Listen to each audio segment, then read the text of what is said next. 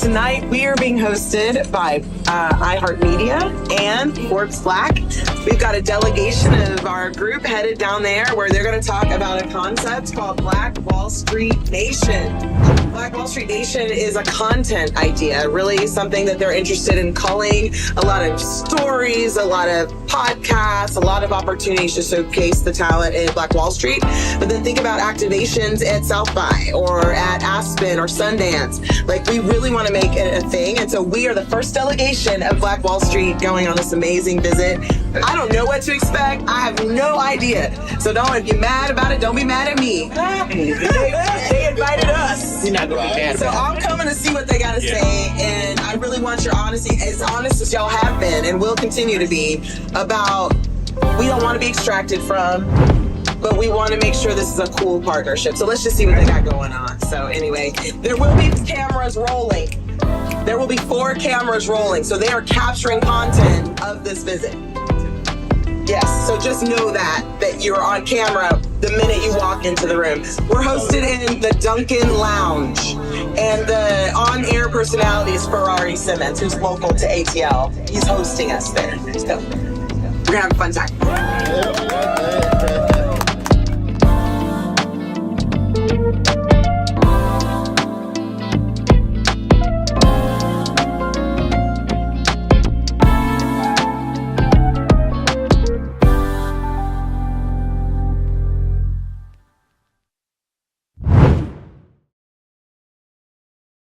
Oh man, we up here at iHeartRadio, Black Wall Street Nation Exchange.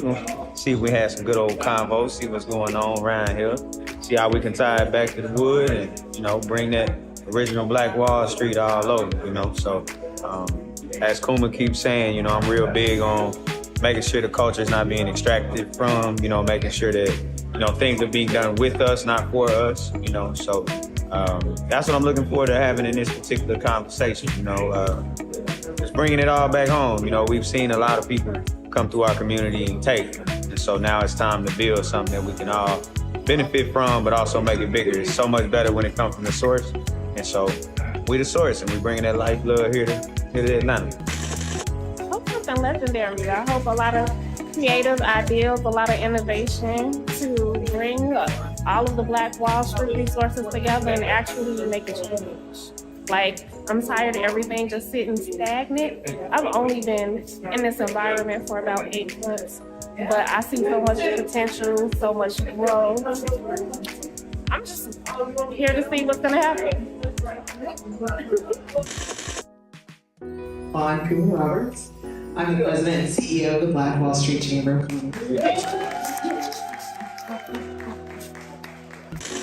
If you aren't aware of Black Wall Street, please Google it. Please take a look at the information that is out there and the great resources that are in this room that you'll hear about today. But please know that this is in the memory of every single shoulder that we stand on, the majority of which were massacred in their own community. The concept started with an opportunity to address a long-standing and significant problem, that the history and legacy of Greenwood itself provided a roadmap for solving. And only in recent history did its story really come to light. And this is a moment where we feel there is a chance to really look at the core aspects, what made it as successful as it was. I'll just say that one of the larger issues is that in 2020, people gave away $420 billion. That was what was given away annually in about 2020. Due to COVID, a lot of that money was given away due to COVID. A lot of it was social justice, and a lot of it was sort of racial equity kind of work. Yeah. 0.4% of it went to organizations that were Black-led. True. Ridiculous. We have work to do. 0.4%. We have work to do. Right. And we believe that Atlanta is the natural first mover to join forces with Greenwood to birth this movement. Yes. They always say like the devil was in the details. So I think however we structure, we need to structure it right. So that when we have, like we had the Centennial, and we did a lot of the documentaries. We did one with LeBron James. We did one with Russell Westbrook. Right. But when they won the Emmy and got on stage, they didn't even mention the people that they worked with on Ring. Never came down. And never came down, never visited. And that is so disheartening when it's already so brittle that you would be willing to do something, you know, like that. That's called topical inclusion, and that's not what we want. Right. Now, we ended up, our show is now an Emmy-nominated show, but when you think about the people, it wasn't about us, it was about the people. Right. And the stories we share. And the stories we share. So I just would like for the structure of what we do to be done the right way, to ensure we don't get played at the end of the day. In the next 5 to 7 years, all history teachers and all teachers are probably going to be creators. So that's how these kids learn, is pop culture. It doesn't come from, that's why they don't watch the news. It's boring, a person just sitting there telling you something. So I think that the content creation around Black Wall Street Nation, as long as it's educational first, entertaining next, it has to also be done with these kids. Again, not for them, but with them. They think the things that are created by people my age is only for people my age. So we have to make sure that if we're promoting Black Wall Street Nation, that these young people feel included, because everyone uses "it takes a village to raise a child." But the complete proverb is, it takes a village to raise a child, but the child not embraced by the village will burn it down to fill its warmth. These kids burn down everything we do, because everything we do is framed as if it's for us. Film is booming. The film industry is booming in Oklahoma because we have so many different terrains. So there's a lot of investment in Oklahoma in the film industry, but we're not a part of it, right? And a part of it is because we got to train folks, build folks up to have that knowledge, to have those skills, to be marketable, to be a part of this booming industry that we're really not a part of at all. We can't access what we don't know about. Right? And I work in education, and we're not teaching filmmaking and the different careers in education, but the fact is, it's coming. Right? But we have to have our youth ready. For example, Tulsa Kings came out and they did first season. They're not back in Tulsa. They're doing it here in Atlanta. And they said because it was too hot. But the real thing is, I don't think we have the infrastructure and the crew and all of that to do that. And so what I'm trying to do is every opportunity I have to get our children ready, that's what I'm trying to do. There are so many artists out there who just have the gift, but they don't have the resources. And sadly, it's not about talent anymore, especially in the music industry. It takes a machine to get all of those pieces in place. And so that support, calling on this network and this community to provide that support. What I think we want to keep this super high level, and I want us all to continue to think about these partnerships, because these are the jewels I talk about. We're rich. These are the jewels that are just littered on the streets of Greenwood and of Black Wall Street. These kinds of partnerships and the opportunities for us to do this kind of thing. We have enough collective power in this room to not just make this a reality, but to really control the direction. And if we want to make sure that it's not an abstracted process, then we limit certain involvements. When we talk about partnerships and what we need iHeart to be a media partner in the sense that they run a national campaign where they're advertising this, where the most popular DJs are giving spots, where they're giving us airtime on their prime drive shows, where they get us an interview on the Breakfast Club. Cool, you need to go there. That's where we need iHeart. When it comes to entrepreneurship on the ground, that event, Mark said that we're going to get so many people coming to our city. That's wonderful, but because we don't own things, we don't necessarily benefit from those tourism dollars. So what we would have to do is make some agreements with the city that if there's vacant storefronts, we can pop up in those. That we can have unique opportunities to put our businesses on Front Street from the airport to the festival and all the way around. We would need to get some very special clearances, because if we're bringing these people to the city that are gonna spend these millions of dollars, we're not asking to be included economically. We expect it. If not, we just go somewhere else. Local news is dying.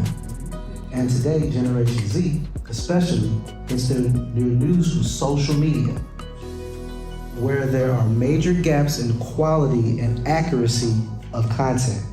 How can Black Wall Street Nation help bridge that gap and make sure this becomes a true movement for future generations?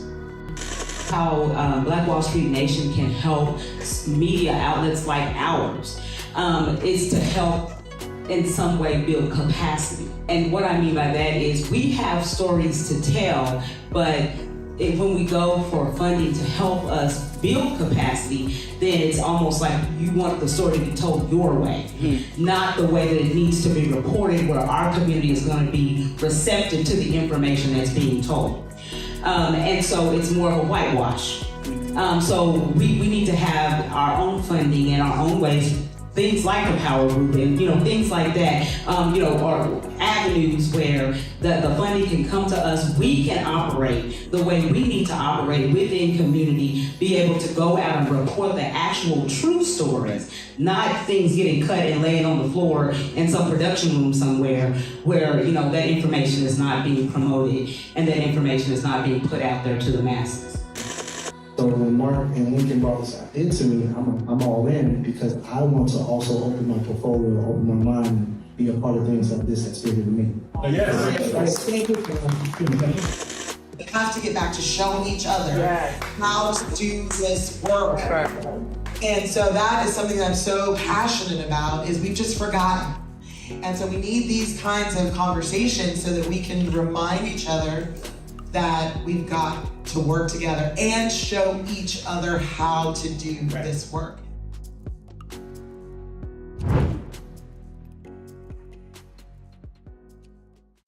Hey, this is your girl Damali with World One Development's news you can use, as well as NYCU.FM with my co-host. Hey, Mr. Charles Harper with NYCU.FM. Damali, we're still in the ATL. Yes, we this are. This thing keeps going higher and higher. It's the Atlanta Black Chamber. It's the Black Wall Street Chamber. Yes. Oh my God. Yes. So we are sitting here with our new friend, and I'm going to let him introduce himself, okay? So go ahead and tell the people who you are and what you do. I'm Mark Benjamin. I'm founder of Polaris Media Lab, an impact entertainment company with film, music, podcasts, and TV projects in the works. It's all about unifying people and doing authentic storytelling that really presents people as they are, which is very important in these divided times. Yes. So we are sitting here right now in the iHeart Studios, right? So tell the people a little bit about why we're here and the partnership between iHeart and why all of us are here today. It's an incredible privilege to have the opportunity to be part of the founding team building Black Wall Street Nation, a festival and movement that's going to originate in the home of Black Wall Street, Tulsa. Yes. This came about through some incredible friendships and alliances in the city that led me to meet Lincoln Cochran, and through the access we have to partners, especially here in the Atlanta entertainment and media community, we saw an opportunity to tap into the solidarity of cities like Atlanta to join forces with Tulsa and create a platform that scales the network of Black entrepreneurship and empowers creators to learn how to make money with their craft. It's replicating the formula that originally made Greenwood thrive, which is the commitment to reinvesting in its own community. And the insight we had is if we replicate that and we do it at scale, we can start with the relationship between Atlanta and Tulsa that brings superstars of the Black entertainment world. Yes. Artists, creators, producers, that this could be the beginning of a movement that has a really meaningful impact on advancing the cause of Black economic empowerment, and in so doing, really uplift society as a whole. Yes, absolutely, absolutely. So that is a great explanation about why this is important. Let me ask this. Did you know about Black Wall Street before this partnership? Well, I did, and a lot of how I came to know it is through my friendship with a guy named Brent Campbell, who's a native Tulsan, who he's recently, in the last year or two, decided to devote his life to telling Tulsa's story. Yeah. He and I have been colleagues and collaborators in business for a long time as marketers. And he brought me in to help him with various ideas and initiatives to put together ways to tell Tulsa's story. And in my first trip to Tulsa, he and filmmaker Jeremy Charles, who is a very gifted and involved with Cherokee Film, introduced me to Lincoln Cochran. He gave me a tour of Black Wall Street, and I learned more about what he does and who he works with and who he knows and the stories. And really, it was a very immediate and organic idea. It was the realization that based on what we're doing with Polaris Media Lab and Future Phase Productions and the access we have in the city of Atlanta, there was the seed of something that we can all do together. Man, let me ask you this, Mark. This team, this delegation that came from Tulsa, we sat down and had an intimate conversation. So kind of what is your takeaway from this delegation from Tulsa who has made this trip to be a representation of Tulsa, of Black Wall Street, of Greenwood? How was that conversation? How did that go? It was so inspiring and incredibly motivating to, first of all, the karma of the fact that the Black Wall Street Chamber of Commerce planned a pilgrimage to establish a sister city relationship with Atlanta. It's like, wait a minute, that's what we're trying to do. Yeah. Let's do it together. Yes. Right? So, and obviously, I didn't come up with this idea on my own, right? But to actually see it organically happening right from the heart, the beating heart of the Black business community in Tulsa, I think we all saw it the same way. And I think that Kuma felt it as well. And so, let's use this opportunity to have a forum where all the voices can be heard, and we can really double down on the idea that we're doing this for the community, and it's going to be something done by the community, and we're going to do everything we can to bring partnerships and resources and scale and attention to all the big things that are happening. What's your final question, Damali, before I do mine? Well, I just want to say on behalf of Black Wall Street and on behalf of all of the organizations represented here today, we thank you so much, because I think a lot of times, and I think we've shared this in our conversation, that a lot of times things are done to us, but not for us. So to have you think about us and be interested in wanting to get our perspective and wanting to get our input, it speaks volumes. So thank you so much, from me to you and from our community. Yeah, my last thing I just want to say that you hear this all the time, or from a few people, where they'll say, be the change that you want to see in this world. And I feel like the things you've been able to do and accomplish, just even conversation right now, it kind of shows that, because you can see your passion. You can see your drive, or you can see, which is most important, I think, in Greenwood, is your genuineness. Yes. In the connection. You can see that, because, where we are, you can see when something is genuine. So I too want to say thank you for that. So we wanted to just visit you for a brief moment, but if there's one final thing, because a lot of people, local, national, and international, will see this, so we will allow you to give them your final thoughts of whatever that is, and then we'll wrap this thing up. My final thoughts are, if you feel like-minded about this mission, we want to hear from you, and we want to collaborate with you. This is a multifaceted initiative that involves entertainment, business, and lots of production, lots of content, lots of media. But it's also about making a real impact on the economic prosperity of the community. Yeah. All right, guys, you heard it from Mr. Mark. He made the appeal. Yes. Anybody who wants that are like-minded, then y'all need to reach out to us, okay? So this is your girl Damali, right here from World One Development's News You Can Use. It's Charles Harper, NYCU.FM. Y'all, this is the recap. Y'all stay tuned.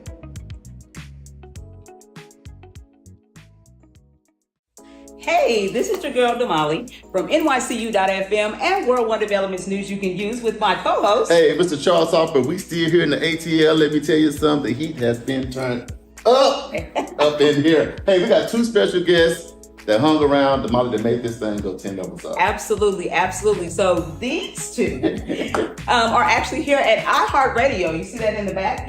So we're actually here still at iHeart, but we want to have you guys to introduce yourselves to our viewers, and then we also want you guys to tell how impactful this meeting was for you. So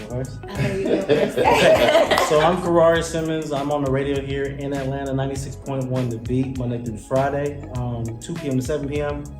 We just wanted to have the gathering of minds to help curate some future potential partnerships, situationships, whatever type of situation could happen that we can create together to organize, strategize, and just lay the foundation of telling the correct story of Tulsa, the Black Wall Street.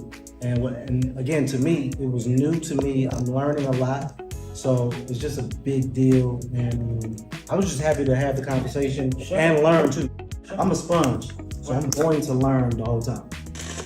Hi guys, I'm Ebony the Plug, your music business plug. Okay, yes, the plug. I am a podcast host. This is one of my directors, also a music executive for one of the founders of Black Wall Street Nation. And today was amazing. Like, I learned so much that I did not know.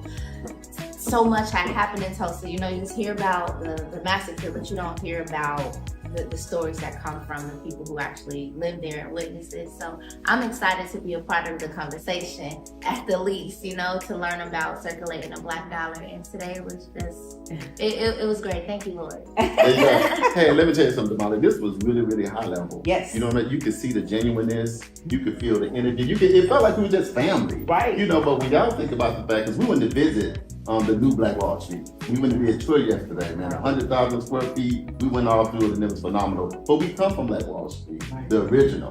You know, so we are on that soil every day. But to get 25 members, leaders, a delegation from Tulsa to come and hang out like that, to get it firsthand, like, oh, these are Black Wall Street people. How was that for y'all? For me, first and foremost, it was just an honor to be amongst it, because each person had their own story and view to tell, and it was just very, very, the energy was there, and again, I was just a sponge because I'm still in the beginning stages of my path as far as like entrepreneurship, leadership, and understanding how to circulate the Black dollar. Because I felt like I was so institutionalized on, you know, even just growing up in Florida, it's not really a Black neighborhood that you can go to that's not the hood. Right. I currently live in Atlanta, Georgia, in a Black neighborhood that's very nice with no crime. Right. I never thought that existed until I came to Atlanta. So that, and then also understanding that where people's viewpoints were at, and just learning, again, I'm just a sponge on the wall. And I'm just happy to be able to be here and help contribute in my way. Right. So I think my question would be, I heard you say, or I guess my comment is, I heard you say that you were down to help in any way you could. Yep. And to me, that struck me as really genuine. Why do you think, just based on our conversations here, that you would be interested in sharing with us from Black Wall Street your contacts and your resources that you have to help elevate our story? I mean, as I matured and got older and stopped paying attention to the negative things that I was doing in my past life, and I started changing how my outlook, and it's like I had like I just had like a moment of truth and revelation. It just came to me and I was like, okay, wow.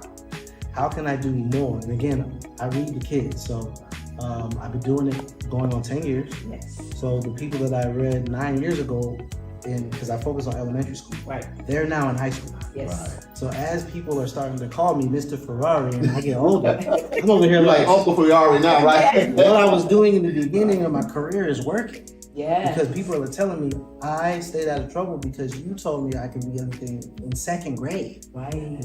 Now I'm in 10th grade. Yeah. So as I'm seeing this, so I'm over here like, okay, the work that I'm putting in is working just for me. And I'm talking to at least 100,000 people per hour on the radio. How can I preach and how can I figure out a way? Even with Ebony, I told Ebony, look, I want to put you on my show. She's so positive, right? How can I implement the grace that she has on my show? Sure. So this is a true story. I texted her, I was like, hey, I want to add you to my show. I don't know how we're going to do it. Let's figure it out on the radio. Because she's just so positive. How can we share that to all the people that listen to me daily? You know? Let me do this. This is my last thing. This will be a little creative, but not that much. Because we all represent a lot of people. You know what I mean? Sure. So what I want to do, Damali, you and I just say, man, from Tulsa, Oklahoma, from Greenwood, from Black Wall Street to Israel, for a lot of people that I know gonna feel really good when they see this, I just want to say thank you. You know, from Black Wall Street to you. And I want to give both of you the opportunity to say from the ATL back to Greenwood, back to Wall Street, y'all thanks, or whatever you want to say to them. Back from Atlanta to Greenwood to Wall Street. Thank you guys so much. Yeah, man, thank you. You know what I'm saying? Appreciate you, A-Town. And the Falcons all going to the playoffs. Hey, this is NYCU.FM. This is Charles Oliver. And Damali Wilson. This is the recap from the ATL. We out. Yes.